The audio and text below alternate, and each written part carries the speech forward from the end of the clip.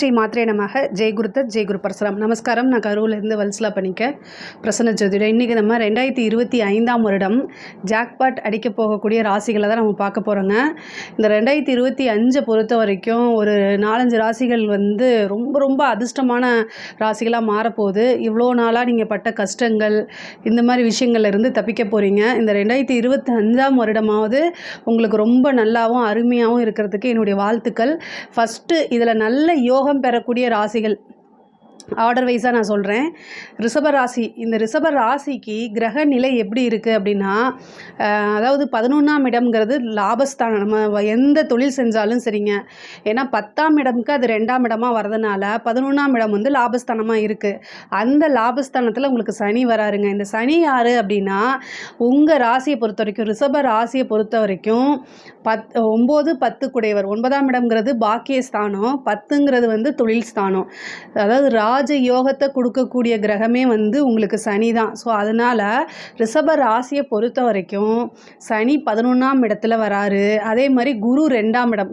2ஆம் இடம்ங்கிறத தனஸ்தானம். அஷ்டமாதிபதியாக இருந்தாலும் அவரே தான் 11ஆம் அதிபதி. 11 கூடையவர் 2ஆம் இடத்துல. இந்த யோகம் வந்து 12 ராசிகளில் ரிஷபராசிக்கு மட்டுமே இருக்குது, வேறு யாருக்கும் கிடையாது. இந்த 2025 வருஷத்தை பொறுத்த வரைக்கும் இந்த ரிஷபராசிக்கு ரொம்ப ரொம்ப ரொம்ப சூப்பராக இருக்குது. ஏன்னா தனஸ்தானத்துக்கே வந்து குரு வராரு. அதனால் யாருக்காவது குரு தசை அடிக்குது, யாருக்காவது குரு தசையோ அல்லது சனி தசையோ நடக்குது அப்படின்னா கண்டிப்பாக நல்லாயிருக்கும். நீங்கள் கமெண்ட்ஸில் சொல்லுங்கள், உங்களுக்கு என்ன திசைன்னு சொல்லுங்கள். சனி திசை நடக்குதா இல்லை குரு திசை நடக்குதா ரிஷபராசிக்காரங்களுக்கு அப்படிங்கிறத சொல்லுங்கள். நான் என்ன வழிபாடு அப்படிங்கிறத நான் சொல்கிறேன். ஆனால் ரொம்ப ரொம்ப சூப்பராக இருக்கக்கூடியது. ஏன்னா குரு 2ஆம் இடத்துல வந்துட்டு உங்களுக்கு 10ஆம் இடத்தை பார்க்குறாரு. தொழிலில் இவ்வளோ நாளாக எத்தனை பிரச்சனைகளை சந்திச்சிங்களோ அது எல்லாமே வந்து காணாமல் போயிடும். நல்லபடியாக தொழில் நடக்கும். அது போக ராகு வந்து 10ஆம் இடத்துக்கு வராரு. உங்களுக்கு வந்து ஃபாரின் போகக்கூடிய ஆப்பர்ச்சுனிட்டிஸ் இந்த மாதிரி விஷயங்கள் எல்லாமே நடக்கும். அதே மாதிரி தொழிலை பொறுத்த வரைக்கும் உங்களுக்கு நல்ல தொழில் மூலிமா நல்ல லாபங்கள் இது எல்லாமே வரும். எக்கனாமிக்கல் வைஸ் இந்த 2024 காட்டிலும் 2025 வந்து உங்களுக்கு ஒரு நல்ல மாற்றமாக தான் கண்டிப்பாக இருக்குங்க.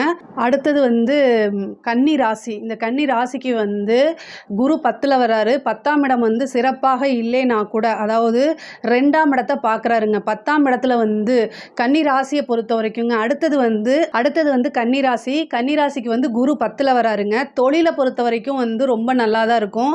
நீங்கள் பார்க்கக்கூடிய உத்தியோகமாக இருந்தாலும் சரி, தொழிலாக இருந்தாலும் சரி, அதுவும் வந்து ஏற்றுமதி இறக்குமதி உற்பத்தி சார்ந்த தொழிலுக்கெல்லாம் ரொம்ப சூப்பருங்க. அதே மாதிரி சனி உங்களுக்கு 7ஆம் இடத்துக்கு வராரு.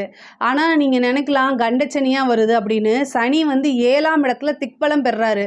பொதுவாகவே மற்ற ராசிகளை எப்படியோ, ஆனால் கன்னி ராசியை பொறுத்த வரைக்கும் சனி வந்து 5 குடையவர் பாக்கியாதிபதியாக ஆறாரு.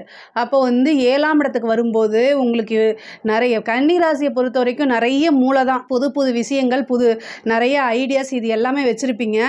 7ஆம் இடத்துக்கு வரும்போது புதுசாக உங்களுக்கு பார்ட்னர் கிடைக்கலாம். அதாவது தொழிலுக்கு வந்து முதலீடு ஈஸியாக உங்களுக்கு கிடைக்கலாம். அதே மாதிரி தொழில் நல்லா போகலாம். அடுத்த லெவலுக்கு நீங்கள் போகக்கூடிய அமைப்புகள். குரு 2ஆம் இடத்தை பார்க்குறாரு.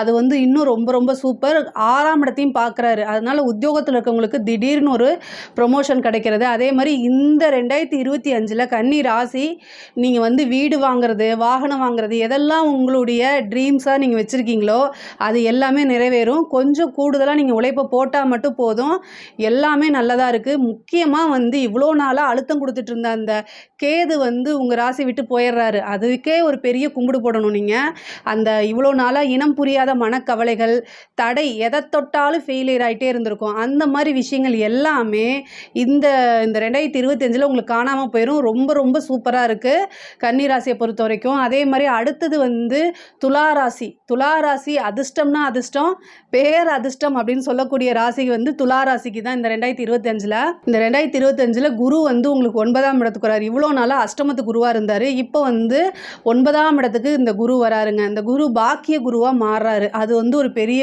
அம்சம். அதே மாதிரி 5ஆம் இடத்துக்கு ராகுவும் 11ஆம் இடத்துக்கு கேதுவும் வராங்க. அதாவது லாபஸ்தானத்தில் கேது 5ஆம் இடத்துல திடீர்னு ஒரு அதிர்ஷ்டம் அடிக்கக்கூடிய ராசி எது அப்படின்னா துலா ராசி தான்.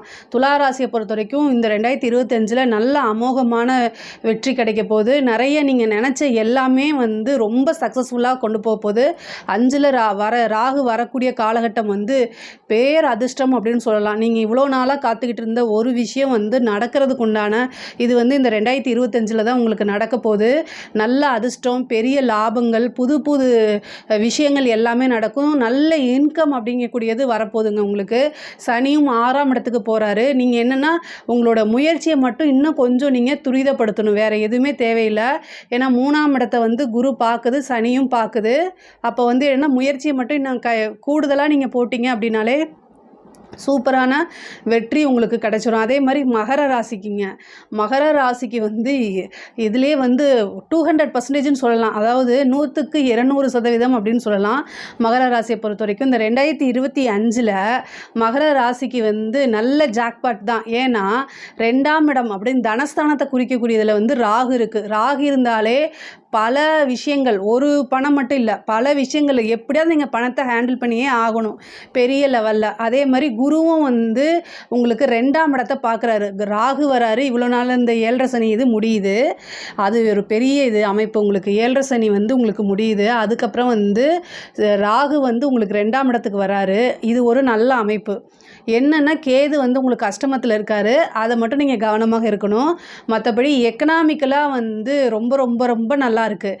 ஏன்னா ராகு 2ஆம் இடத்துக்கு வராரு, அதை குரு பார்க்குறாரு. திடீர்னு வந்து ஒரு பெரிய இது குரு மறைகிறாரே, நமக்கு 6ஆம் இடத்து இருக்குதே அப்படின்லாம் பார்க்க வேண்டாம். ஏன்னா உங்களுக்கு 12 கூட வரதா 6க்கு போய் மறைகிறாரு. கெட்டவன் கிட்டிடில் கிட்டிடும் ராஜயோகம்னு சொல்லுவாங்க இல்லையா, 6ஆம் இடத்துல இருந்து 12ஆம் இடத்தை பார்க்குது. அப்போது வெளிநாட்டுக்காக நீங்கள் வெளிநாடு உத்தியோகம் இவ்வளோ நாளாக எதிர்பார்த்துட்டு இருக்கீங்க இல்லையா, அது எல்லாமே வந்து இந்த வருஷத்தில் உங்களுக்கு கைகூடும். அதாவது 2025 வந்து மகர ராசியை பொறுத்த வரைக்கும் எக்கனாமிக்கல் அப்படின்னா பெரிய லெவலில் வரக்கூடிய அமைப்புகள் இருக்குது. கரெக்டாக நீங்கள் யூட்டிலைஸ் பண்ணிக்கணும். இந்த டைம் வந்து கோட்டை விட்டுறாதீங்க. இவ்வளோ நாளாக 7.5 சனி இருந்துச்சு, அதோடைய பாதிப்புகள் தாக்கங்கள் இது எல்லாமே இருந்திருக்கும். இந்த 2025 கம்ப்ளீட்டாக 7.5 சனியோடைய பாதிப்புகள் உங்களுக்கு குறையுது. அதனால் நல்லாயிருக்கும். புதுசாக இன்வெஸ்ட்மெண்ட் பண்ணலாமா அப்படின்னா கண்டிப்பாக பண்ணலாம். அதாவது உங்ககிட்ட வந்து உங்களுக்கு காசு பணம் வரக்கூடிய காலகட்டம் தான் இது.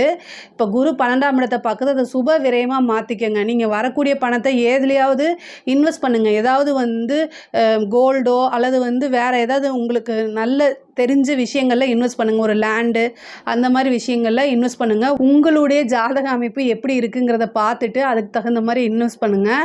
2025 பொறுத்த வரைக்கும் எக்கனாமிக்கல் ஸ்டேட்டஸ் வந்து எல்லாத்துக்குமே ரொம்ப ரொம்ப நல்லா இருக்குது. நம்ம கூடுதலாக வந்து நல்ல உழைப்பை போட்டாலே இந்த 2024 விட 2025 கண்டிப்பாக உயர்வோம். இதில் ஏதாவது சந்தேகங்கள் இருக்குது அப்படின்னா கமெண்ட்ஸில் கேளுங்க, நான் கண்டிப்பாக ஆன்சர் பண்ணுறேன். நம்மளுடைய சேனலை லைக் பண்ணுங்கள், ஷேர் பண்ணுங்கள், சப்ஸ்கிரைப் பண்ணுங்கள். நன்றி, வணக்கம். கடவுள் அருள் டிவியை பார்த்தமைக்கு நன்றிகள். மேலும் இது போன்ற தகவல்களை தெரிந்து கொள்ள கடவுள் அருள் டிவியை சப்ஸ்கிரைப் செய்யுங்கள். மறக்காமல் பெல் ஐக்கானை கிளிக் செய்யுங்கள்.